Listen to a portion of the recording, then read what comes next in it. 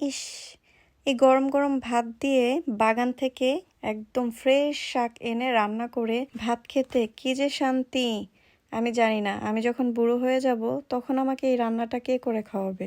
মামা, আমি আছি না, আমি রান্না করে খাবো তোমাকে। আমাকে তুমি রান্না করে খাওয়াবে?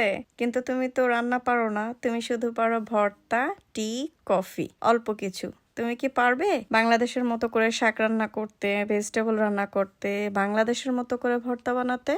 কেন পারবো না? এই যে তুমি ভিডিও করে রাখছো, এটা থেকে থেকে আমি শিখে নিব। এখন থেকে তুমি যা যা রান্না করো সবগুলো ভিডিও করে রাখবে। তাই বুঝি? ভিডিও দেখে দেখে কি তুমি রান্না করতে পারবে, নাকি মশলাটাও বলে দিতে হবে?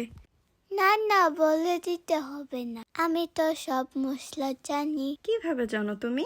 কেন, তুমি যখন রান্না করো আমি তো পাশেই থাকি, আস্তে আস্তে সব শিখে নিব। ওরে আমার মাটা, সব শিখে নিবা? বলো তো এটা কি শাক? এটা তো লাউ শাক।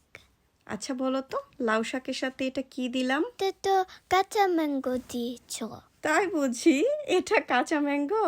এটা তো কাঁচা ম্যাঙ্গো না, এইটা হচ্ছে আলু। আজকে তো শিং মাছ নেই, সব সময় লাউ শাকের ঝোলটা আমি শিং মাছ দিয়ে খেতেই পছন্দ করি। আজকে শিং মাছ নেই, তাই আমি আলু দিয়ে ট্রাই করলাম একটু অন্যরকম করে। আর এই তো গরম গরম ভাতের সাথে কিন্তু খেতে এটা অনেক মজা হয়। আমি তোমাকে ঠিক এভাবে রান্না করে খাওয়াবো, ইনশাল্লাহ।